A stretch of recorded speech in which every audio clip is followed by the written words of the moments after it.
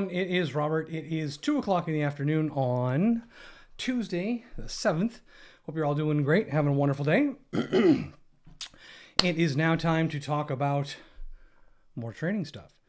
Today, this is our second class of today, and we are talking today about, are you ready for it? Wait for it. Let's see if I can find this thing. This thing. Here we go.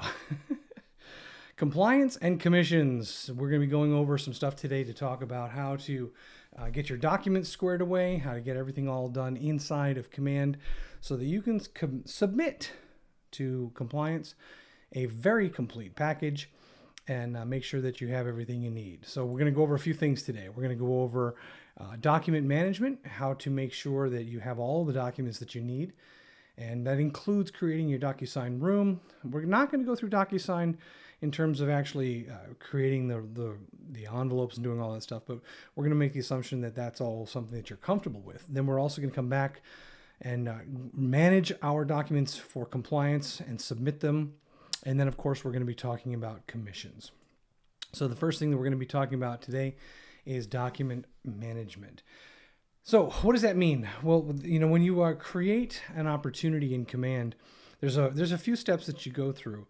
And one of them includes getting your document checklist all set up and getting the document room in Docusign together and organized. And so we're going to start there and we're going to look at that. And then we'll come back here in a little bit and then we'll go on to managing the compliance aspect of it, taking care of your documents, getting them into Command so that they can be sent over to compliance, submitting them to compliance, and then of course reviewing, replacing, and communicating with compliance as necessary to make sure that those documents are correct.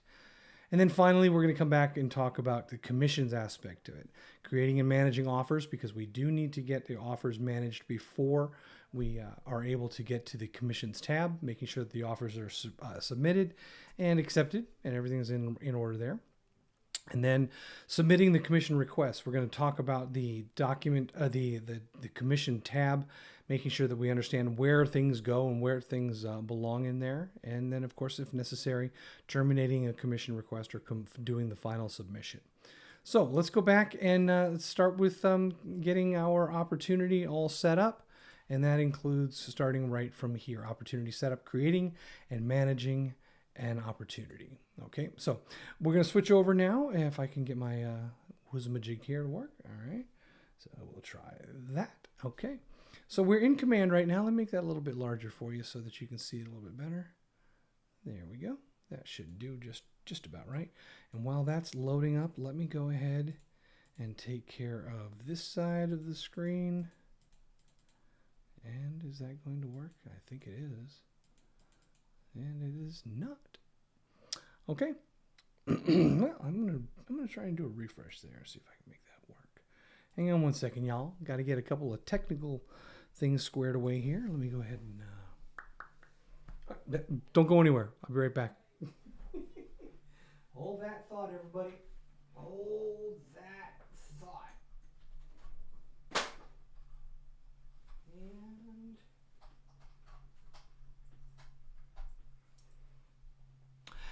it might feel as though I left you, but I didn't. Yeah. Took care of a little bit of technical business there, and let's see if this works. There we go. And hey, look at, got the music going again. All right. I think we're here. All right. So now I'm able to actually read your comments. That's why I did that, and so that if anybody had joined us up and wanted to talk about it, we could read your comments. All right, here we are in Command. So we're going to talk about, I'm going to go through this first part fairly quickly here, and that is, creating and managing an opportunity, just so that you can recap it. We do have a lot of classes on this, and I encourage you to check those out. But for right now, I'm just going to go ahead and, as per usual, I'm going to select a client, a contact in my database, and I'm going to put together an opportunity for that contact. So here is Jackie Studo, one of the ones that I go to a lot. She's got 37 different opportunities. Very busy client. Okay, inside of the contact itself, on the opportunities tab, I'm going to click create an opportunity. And this one here, we're going to do a compliance comply, LIANC, so that I know what this opportunity looks like when I'm actually working with it in my room and everywhere else. Okay, I'll go ahead and put a 3% in here, and I'll say that this thing has an estimated close date. We'll say, let's say November 22nd. No, we're going to do it a little sooner because we're actually going to close it up now. Let's say we're going to close next week. Okay. And we'll put a price in here of a good old standard $425, and we should be good to go. Okay, so I got my opportunity here, and we're going to open that opportunity up and take a look at the details area. And since I did create a listing opportunity, it is important that we add the listing. So I'm going to go ahead and click up here on Select from Listings. And in the details page, remember this from some of the previous classes, we're going to search for an address. Now I'm going to keep this real simple here, and I'll take this Ironwood Lane. I know it's not in my neighborhood, it's not even in my MLS. But so Ironwood Lane is North Liberty, Iowa, and we're going to use that. Notice that it populated the property across here. Pay close attention to that because that's going to come back around a little bit later on for us. Okay. So now that I've got the opportunity created, so now we are ready to start, managing this opportunity so that we can get compliance involved. Okay, in order to do that, we're going to jump over to the Documents tab. Now, on the Documents tab itself, we have multiple checklists that we can use. Well, we can choose a checklist from multiple different checklist types. So we're going to go ahead and choose from the checklist type. It's a New Hampshire listing. Again, don't worry about the property being out of state. It's just an MLS that we're using as an example here. But now that we've chosen that one here, we can then go ahead and start working this opportunity. All right, so we've got the checklist chosen. We've got the documents. We know what we're going to need for this, and looks like they have updated even again. Brand new update here. This is the first time I'm seeing this. They've changed this around a little bit. Wow. This is the first time I'm seeing this, so this is new. These dialogues have changed. We now have our upload options from custom folders or manual. We have some options over here. Oh man, add comment to the checklist, export to, I haven't even gone through, this is day one with seeing this. This is very cool, some new updates, including over here on the right-hand side, we can now just drop our files here instead of having to click the browse button. Now the browse is fine, and that's all fine and dandy, but the fact that we can drop them here now is really, really cool. So we'll have to go over some of these new features after I've played around with them a little bit. All right, so we have our checklist. Now, before we actually have any documents to bring into the checklist, we need to create our Docusign room. We need to set up the Docusign room. And if you recall, when I was talking about here in the presentation, the Docusign setup aspect is what we're going to be doing now. So number 2 on our little thing here is Docusign setup. We've got the opportunity. We've got our checklist already set to go. Now we're going to get the Docusign ready to go. So to do that, we're going to come back over. And of course, the only way to do that is to start a transaction. Now, if you don't see this button, start a transaction, that means your Docusign is not connected. Now, this is not a 101 course, but I do want to kind of go back one little step here, and I'm going to show you something. So I'm going to go ahead and come back to my main window in Command for just a brief moment to remind you that setting up your Docusign happens on your profile icon in the top right. And when you go in here and choose Settings, this is going to take you to the Integrations page. Now, on this Integrations page, the first option you're going to see up here is Docusign. If it is not connected, there will be a button that says Connect right here. And in that case, you can use your email, your KW email address, to either log into Docusign or create an account. If you need assistance with that, please reach out to me. I'm happy to help you with that. But what we have here is we already know that Docusign is connected, so we don't have to worry about Docusign setup in settings.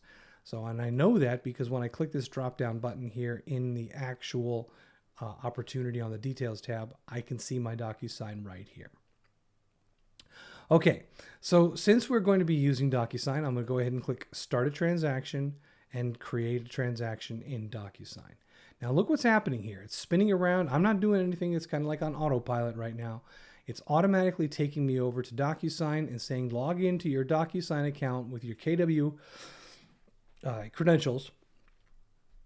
And here is the room already created. Jackie Astuto listing compliance with the address 1560 Ironwood Lane. All of that information. And in fact, all of the information that is in the details area of this room has now been populated because of the information in command. And I know I've said that about 50, maybe 100 times in the past couple of weeks, but you guys got to remember the information on the details area in command, the stuff that's going on here, the information about the client themselves, the contact information, and any co-buyers, co-sellers, and the property information from the MLS, and your information from your KW white pages. All of that information is populating across because it was filled out, and it's populating into the Docusign area. Okay, so now that we have our Docusign room created and we can see the documents area is empty. So I'm going to bring over here one of the first things, and I think we talked about this a little bit last week, and let's see how this goes. I'm going to bring in the wire fraud, okay? And I think some of you might know where this is going. So I'm going to bring in the wire fraud document, and I'm going to hit Add Selected. Not going to touch anything. No touchy touch. All right, I do have to click that to show you the document. So I'm going to refresh the screen, and then let's see if this says sample. It does not say sample. It does not say sample because there is something on the form. What's on the form? Well, there are fields on the form that will auto-populate based on the details page of this command, the command opportunity, and the details of the Docusign room. These fields down at the bottom where the address is, that's the only fields that are actually fillable, not talking about signatures, but the only fields that are fillable on this type of a document. If there's content in the document, you will not see the sample watermark. Okay, I'll close this back up. We go back to the main page here, and once again, I can do this 1,000 times to prove it to you. No sample. All right. So now that we have our document here, and I'm going to keep this super duper simple. You're going to have 50, 30 documents, or you're going to have a whole bunch of documents. But to get this document ready to go, I'm going to quickly, and again, this is not a Docusign class, so I'm going to create an envelope really, really quickly here. And this is going to be for the wire fraud notification. Okay. And I'll come down here and I'll say, please sign this wire fraud notification. Hi, Jackie, comma, please sign the wire fraud notification enclosed and send back to me as quickly as possible. Thank you, period. And I'll add my recipient pre-tagged roles, buyer 1, and that's all I need because that's all the information on the wire fraud. I'll hit Add Selected, and it's going to populate with, oh, this is a buyer. I thought it was a listing. Guess what? Robert brought the wrong form in here. Wire fraud notification. This is a listing. Did I bring the wrong form? Oh, I did, because I brought it in. Okay, hold on. Let me go back into that envelope. It's not that I got them in the wrong thing. It's just I put the buyer 1 instead of seller 1. Let's try that again. Add recipient, pre-tagged roles, seller 1. That's Jackie Astuto. Boom. There we go. Next. Clean that little mess up in a hurry. All right, so here's my document. Down at the bottom, Jackie needs to sign. And by the way, there's that Ironwood Lane. That's the data that was populated from the beginning of that. So I'll go ahead and hit send. So now I have a real address that I can go check with this. So I'm going to do off screen very quickly. I'm going to navigate over to that client's Gmail folder. And please sign the wire fraud. There's the waiting for others. You see that up on my screen here. And what I'm doing in the background is quickly signing this document. There it is. Adopt and sign. Finish it up. Okay, so it's on its way back. So now I'm going to go ahead and come back over to the envelope itself. I'm going to refresh the screen. Now it does take sometimes a couple of seconds for this document to come back and show as signed, but it's kind of doing the round trip right now. I'll go ahead and finish all this out. It says waiting for others, needs to sign. Just give it a couple seconds. There it goes, signed document. So now I have my signed document. So I'll close that and come back here. You see completed. And in the documents area, as you would expect, I've got my signed copy of the document, which is the green indicator here, the green icon, saying here is your signed wire fraud document. And in fact, there it is. And by the way, Ironwood Lane, gotta love it. Okay. So I've got the document. We'll assume right now that we've got 20 of them. Doesn't even matter. We could have 1 to 20, 1 to 50, doesn't matter. The point is, now that Docusign is done and I have the green signed document, I can go directly back to Command. And in Command, I can go to the Documents area, and I can take, in this area here, I can synchronize that wire fraud document by going down to the wire fraud area here. There's the wire fraud. And because I've created the room for this, all right, because I've synchronized the room, I can now use the Docusign location. And in the Docusign location, it's going to say, okay, so you got your wire fraud. You want to pop the wire fraud in there. And it looks like there is one called 463 wire fraud alert signed. Boom, the document is in place.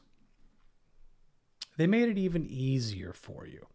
You got to love this. You got to love it. And I'm assuming, yes, you can switch back and forth between them now that we have that one there. And I can just drag files across onto that thing. And let's just go ahead and do that to see what happens. And survey said, drop it in. You got to love that. Boy, they're making it even easier for you guys. Love it. Okay. Now, so the whole thing is, at this point, this is where you can submit to the Market Center and say, okay, I want to have this thing go to the Market Center and have them take a look at it and make sure that everything's looking good on this one here. All right. So over on the right-hand side, I can add comments to the checklist. So if I want to add a comment and say we're going to say at Jason, and it's going to be Jason Hewell, and I'll also add Colin. And I'm going to say, this is a test for training. Please reject one and approve. Three P's.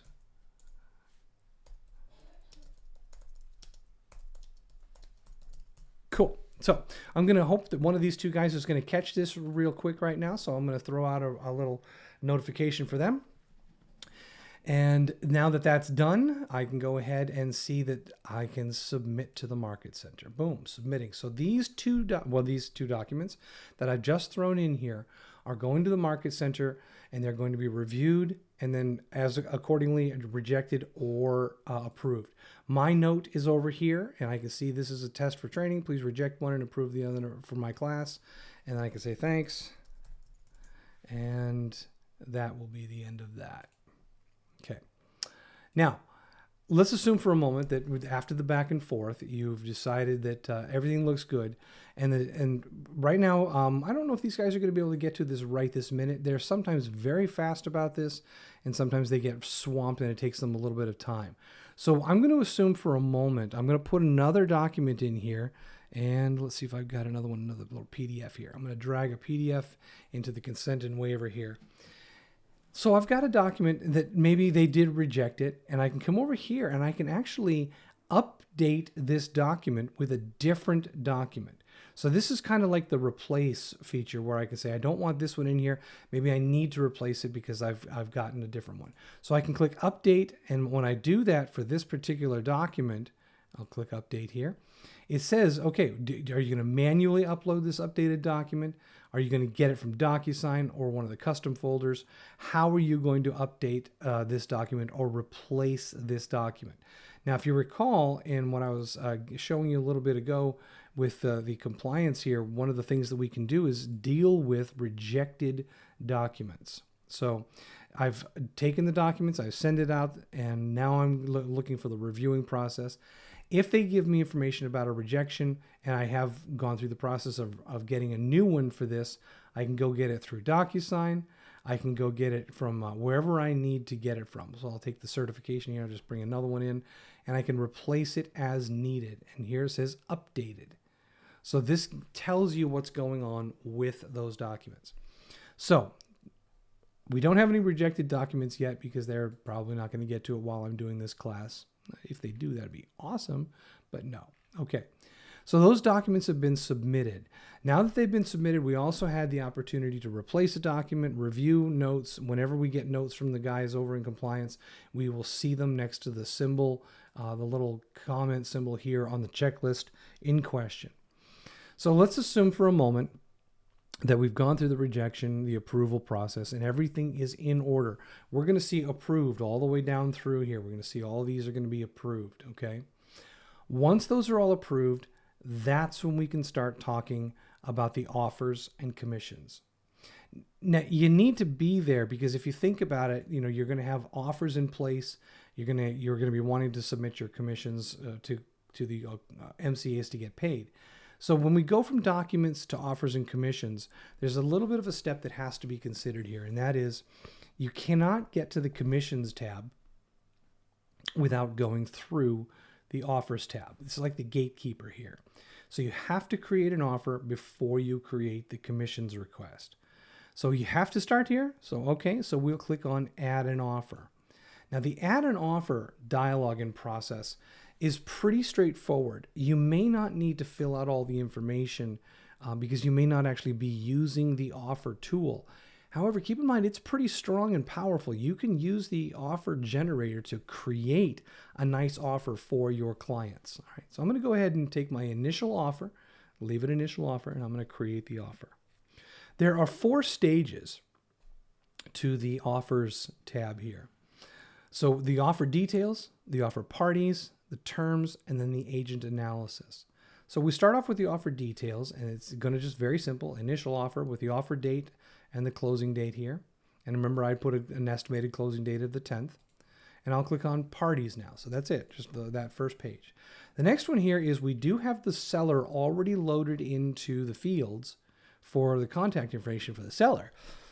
On the buyer end, we don't have the buyer here yet. So let's say the buyer is going to be John Morgan, who is, interestingly enough, in my database.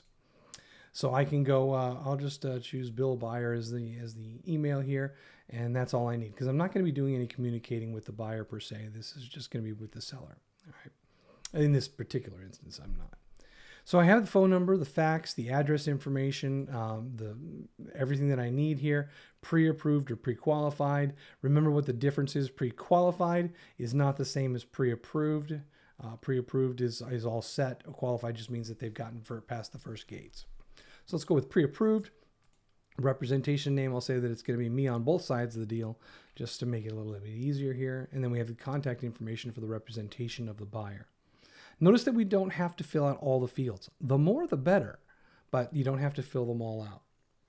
Next up, we'll go to the terms. The terms is the next stage of the offer. And I am going a little bit slow because I'm explaining some things to you, but keep in mind, when you're actually building this offer, it takes no time at all. So let's say we have a cash offer of $450, zero finance amount. There is an earnest amount or a, let's say we'll call it 10% for the escrow, $45,000. No option fees, no termination fees. Seller costs will contribute. We'll leave those blank as well. And we'll hit agent analysis. Agent analysis, the last step of the offer process. This agent analysis is designed to give you an opportunity to put in your pros and cons. Cash offer, and we'll say, how can you go wrong with that deal, period. The cons. The cash offer is a little bit lower than we expected, but it is still a good amount and it's a solid offer, period. Summary. I suggest buying or selling this house as is. I just quickly put my little 2 cents in there. Now I'll hit next. Now I'm looking at the offer as it was created. John Morgan is the buyer. I'm the agent here for John Morgan and also for my client. Buyer's pre-approved, the offer, cash, amounts, all that are in here. Now here's the cool part, you guys. I can either accept or reject this offer right here. And the accepting or rejecting doesn't go anywhere per se. It just accepts or rejects it in place. But I can also come off here to the right and I can send a copy of this offer the way that I've written it to my client. So I'm going to do that. I'm going to hit send offer. And the offer is going to my client, Jackie. You have a new offer. Great news. There's a new offer on your listing. Please take a look at this, review the information, and get back to me as soon as you can. I don't think that we want to wait on this offer. I think it's a good one, and we should move quickly. I don't think you can actually say that, but here's your offer. The non-agent speaks. Send a copy to my email? Yeah, sure, why not? I'll send a copy to myself here. Now, I'm going to send this offer out. Boom, there it goes. Off on its way. And in my situation, I do have another browser open up over here, and I'm going to switch to it because I want you to see what that offer looks like when it comes in now. So here is my new offer from my contact, and I'm going to go ahead and look at that offer. And here is that offer that came through. So I'll make that a little wider so that we can see it a little better. There we go. So you have a new offer coming from me, the agent here, and it says with my header and my information, hi Jackie Studio, great news, there's an offer on your listing. All that information that I shouldn't have probably talked about is in here, so I can create whatever I want as the subject. Here is the offer from John Morgan, $450, total offer price, cash, earnest, close date, finance amount, options, termination, pros, cash offer. How can you go wrong with that deal? So you can see it generates a nice, just really clean looking offer for your client. You could generate one of these yourself. You can absolutely do that. But remember, this tool is built very solid for you to be able to do this without having to do with any extra work. Love this deal. Love the way it looks. And now I could say, okay, great. Call this person back. Call my agent back and say, let's do it. Let's take that offer. So once I've gotten that information back from my client there, I can come back and right there, I believe it is. Yes. Now I can come back into here, right back into command, and I can say accept that offer. It processes the offer as open. The offer's been accepted, and the rest of the deal goes through as according to this offer and this information. Once that's done, then I can start to manage the commission side of it. And notice that the commission doesn't light up until the accept offer button has been clicked. So now that I've done that, the manage commission is available. So I'll click on manage commission. In the manage commission area here, I can now see all of the details for this this commission process. And so I'm going to go back over and I'm going to do a quick little change here. I'm going to take a look at something on the other side and let's see if we can get there. There it is. Bada bing, bada boom. Bear with me, everybody. We're almost there. And we'll go ahead. Bring it over there. Okay. Good deal. Okay. All right. So now that we have our commission ready to go here, you'll notice we already have a red flag over here. And it says the contract date is missing. And right now, this isn't going anywhere until we get that contract date in here. We have a close date, but we need a contract date. So I'm going to edit general information here, and I'm going to see that the contract date, I'll go ahead and put that in here as the first, and I'm going to change the closed date to today, just so that we can go ahead and close this. Today is, what is today? Today is the 7th. So we're closing today. We're closing right now. There is a 3% commission on this $450,000 house, and it is $13,500. I am setting myself up as one unit, which means that there is no one else on the deal. However, we are going to talk about this in a moment to show how we can do splits and referrals and so forth. So I'm going to go ahead and click Save Changes here. Now, after putting that contract date in there using that Edit General Information, the top area is completed and it is all ready to go. Now, technically, if there was nobody else on this deal and I didn't need to make any other changes, I could hit the Submit button right now, and that $13,500 after the royalties to the office, associate, the company commission, all of that, and the agent pay on this one is $9,990. Can't go wrong, okay? So with that, do I want to submit it? No, because now I want to talk about the left side here. The first thing we're going to remind ourselves is we have a total unit of one. There's one deal on this transaction, one house, one residence, one listing. That's the way we're thinking of it. And everything that we do from here has to equal that one. So anybody who gets a percentage of this deal is getting a percentage of the one. Okay? So when we look at the payment area right now, and I'm going to scroll down. I wish I could throw it to you all at once here, but here's where the payment area begins. And when I'm looking at this area, this is the payment information for the first agent. Right now, it's the only agent on the deal, and that's me. It's the agent receives one unit of the total one. So there's an available unit of one, and I'm taking one unit. The agent gross commission, net pay, and the payment date all listed here. And then it breaks down the payments just as it did on the top of the screen on the right, showing the gross commission, royalties, no splits, nothing like that. There's the rate of the commission on this. Company commission is $2,700. Additional deductions, there's none of these being taken out right now, so that's why the $9,990 is pretty much straight across the board. Now, I'm not an agent, so this will contribute towards my cap, but right now I don't have any sales, so it's just gonna, if I was to submit it, it would go through. So here's the question, and this happens quite often. All right, Robert, so that's great and all fine and dandy, but now what happens if I need to do a split? Well, that's easy. The question that we have to ask ourselves right out of the gate is, what is the split percentage? Because remember, we have to have a total unit of one that we're about to split. Is it a 50-50 split? So are we going to change this to 0.5 for each person? Is it a different split? Is it 75-25? So 0.75, 0.25. So we need to know that going in so that we can correctly identify this split. So when we say that, what we're saying is right now we have a payment that is due to a single agent.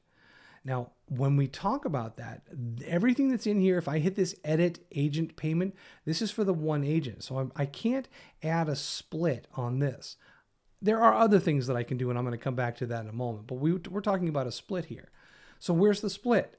The split is adding another agent to put them on the deal. I have to get them on this page in order to perform that split. So add another agent. I click the add another agent and it says agent name. Now look in this drop-down box.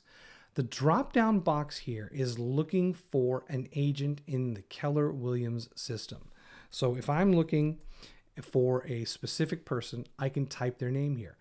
If you do not see their name, that means they're not in the Keller Williams system, which means they're probably not, you're not splitting with an internal agent, you're doing something else.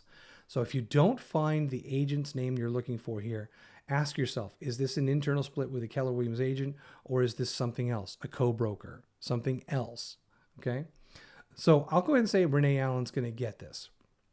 So Renee and I were working together. If that's the case, what is Renee's percentage? Now remember, this has to be a total of one unit. So let's say that we're going to split it down the middle, 0.5, okay, 0.5. If that's the case, and we put the 0.5, notice that the agent gross commission does not automatically update.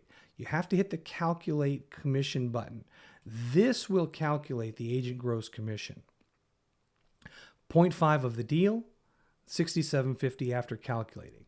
Now, because you're the primary agent on this and you're entering the commissions for it, you can come down here and per Renee's instructions, you can add additional deductions for KW, CARES, Kids, Bold Scholarship, and then that information can go in here, all right?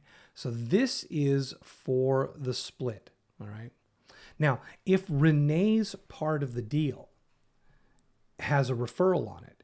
You can add an extra payment option out of Renee's part of the deal for referrals, bonuses, any other additional deductions or concessions by clicking this Add Item button. So when I click this, it says what kind of additional element are you looking to add? Bonus, concession, deduction, inside referral, and outside referral. By the way, you have these same elements that can be pulled for you even if you're just the primary. Bonuses, concessions, deductions, inside referral, outside referral. All those same ones can be used for you as well as for the second agent on this sheet. So I'm going to go ahead and hit Save Changes.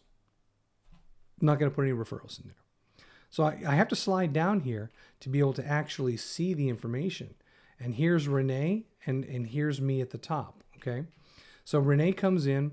There's Renee Allen at 0.5 agent units. The gross commission for her, the net pay to the agent, no additional deductions, $49.95. Great.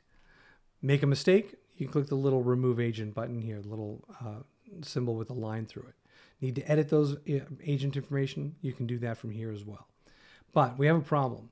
And that problem right now is that this deal is kind of incorrect. I'm going to go ahead and hit the Submit button on this.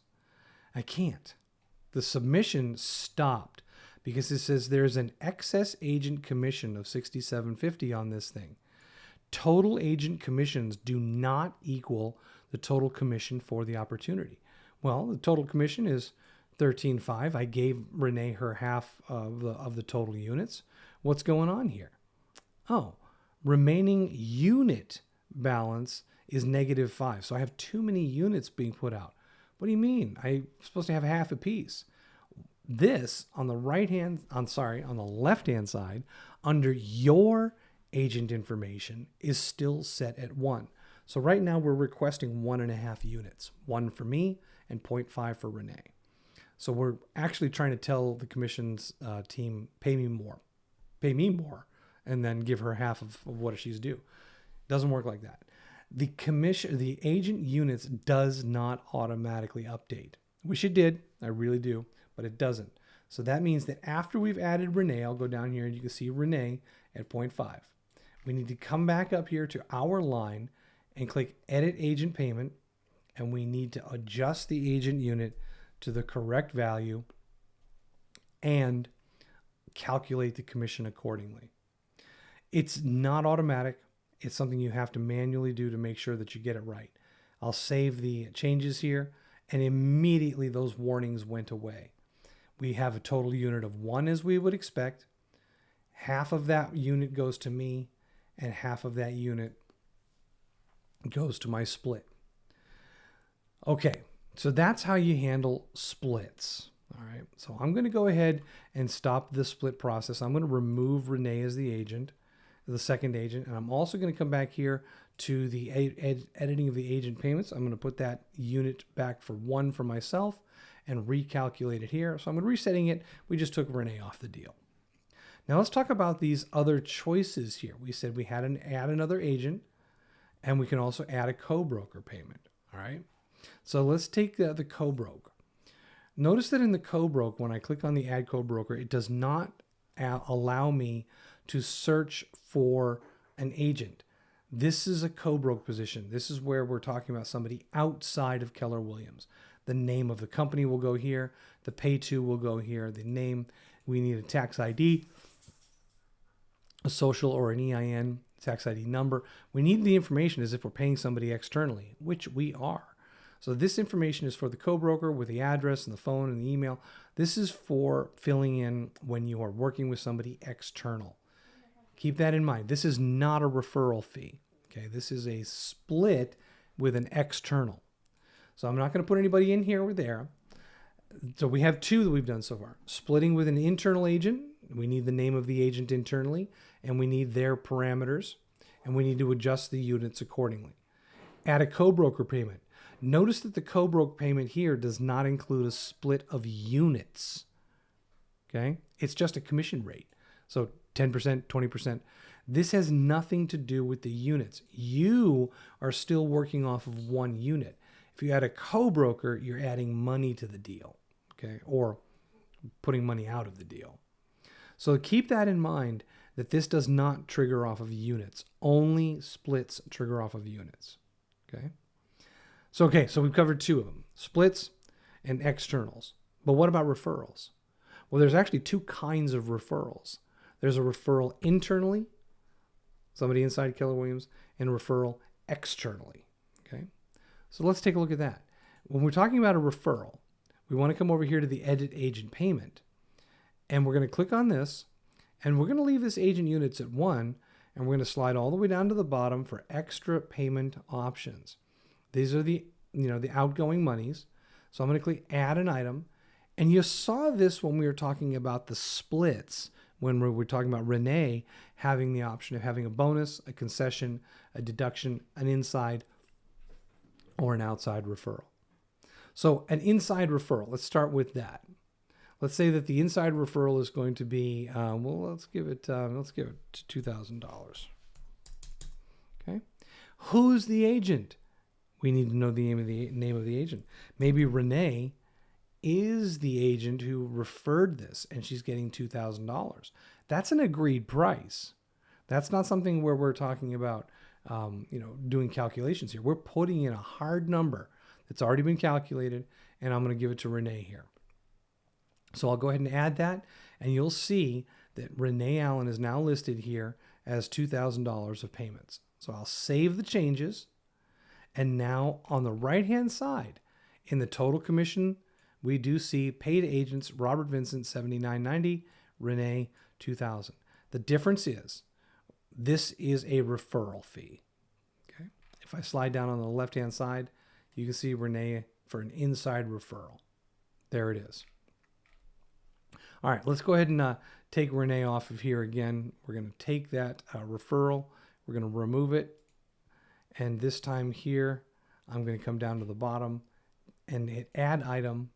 And we're going to say that it's going to be an external or an outside referral. So I click outside referral. Same as when we're talking about a co-broke. The difference is, again, not a broker. It's not a commission portion. This is a referral percentage. Maybe the referral was 15%. Actually, I do 25 because a lot of people do the 25. So now it comes up with $33.75. Tax ID type, we'll go with an EIN. So 95 dash, what is it? Some of them 1, 2, 3, 4, 5, 6, 7. I don't know how many it is. Must have 9 digits. 2. There it is. Broker company name, outside. Agent name, outside. Address, we need to search for an address here. Let's see, 123 Main Street. And it's going to be over in Epping. Phone number, we'll put a phone number in there, and we'll just toss an email in there for now. Okay. So now we have an outside referral. So we'll click add. And you can see that when it comes in here, we have an outside referral taking $3,300, save changes, and it puts that outside referral fee in my line on my 1.0 units. There's the fee for the referral outside. Beautiful. Okay, now we've gone through the several different scenarios here on how to use the payment area. Each time you do this, there might be unique circumstances, and you may need to combine some of these things. You may need to work them from different angles. In any case, please, if you have any questions, run them straight through the compliance area, and if necessary, the broker. Okay, with Jen Vachon, and also now we have our second there, Jason. So feel free to run it through them. Now, over on the right-hand side here. This is where we can see what's going to happen when I hit submit. So I'm going to go ahead and hit submit here. I'm going to add a note to this, and I'm going to say that this note is going to be, please reject. This is a test for training, not a real deal. There we go. Save the note. And there we go with a note here. Please reject. This is not real. I'll come back to my offers and commissions, and we'll manage that commission, and we'll submit it. Can't wait to see what happens here. I'm not going to do any of the other deductions. Skip donation and submit. Let's see what happens with these guys. Let's see how long it takes them to realize that just a bunch of BS that I've got here. Nothing's been approved or rejected yet. They've been notified, but we'll see what happens there as they go through the process. Okay, so now that we've covered that and we've talked about submitting our documents, let's go ahead and bring up our little presentation here. We're going to talk about this again, just one last little bit. So the compliance management, we did the opportunity documents. We put them all in there, got them all cleaned up. We submit the documents to compliance. They were in the process of reviewing them. Let's assume again that we had some rejections or some amendments to do. We can do that process by the communication, by using the @ symbol for Jason or for Colin, and respond according to what they need. The next thing here is on the commissions tab. We created and managed a commission that we could share with our client. We created an offer that we were able to share with our client. We submit a commission request. We filled out all the information there. And now we're just waiting for it to come back. Now, if that deal falls through, there will be, and I'm not going to be able to show it to you here right now, but there is a terminate option. So once this has been submitted, you will have the option to, if necessary, you could actually terminate your commission request. Let me go ahead and bring this back up here. I'll go ahead and switch over here. And there it is. So the commission has been submitted for this entire process. But now the dialog box here says request termination. So if I wanted to, I could, if this deal fell through right here, I could request this termination by just clicking that button, saying by terminating this commission, it will be permanently removed. Are you sure? Why, yes, I do want to remove it. That has been taken care of. That's how you can remove a commission request, is by using the terminate button once it's been submitted. If it hasn't been submitted, there's no reason to terminate because they haven't seen it. They're not going to see it. So terminate is only going to be available once you've submitted it to the Market Center. So keep that in mind as you kind of prepare for the process of working your way through. So just in general, I want to do a quick little recap for you. When you create an opportunity, please be sure to fill out all of the information on the Details tab of that opportunity before you begin creating your Docusign room. The more information you have on this page, the more complete the documents will be in the Documents area. After you've created your transaction in Docusign, you can go to that transaction and you can manage that transaction in Docusign for signatures and that entire process. Once you've got your signatures back and you've got green documents that have come back in, you can bring those green documents in to the command area by just using the upload button here. And we'll go ahead and take the wire fraud sign. We'll assume this has been updated. So I can go ahead and update that document, bring in the new versions of it, and make sure that I start to receive all of the correct approved messages for not only the listing folder, but under contract and in the closed folder. All of them need to be done, okay? And then once we get there, we can go to the offers and commissions, create our first offer, and if we wanted to, we could send that offer out for review so that we can have our client see that offer. They can make a phone call to us and say, yes, we accept, or no, we don't, we reject it. Once it's been accepted, you will now see the commission option. So you can submit your commissions here and make sure that you remember that you are dealing with a unit of 1 for every transaction. So that being said, any division of that needs to also happen down below. You need to divide this out, okay? You can put in for another agent in Keller Williams. You can add a CoBroker externally.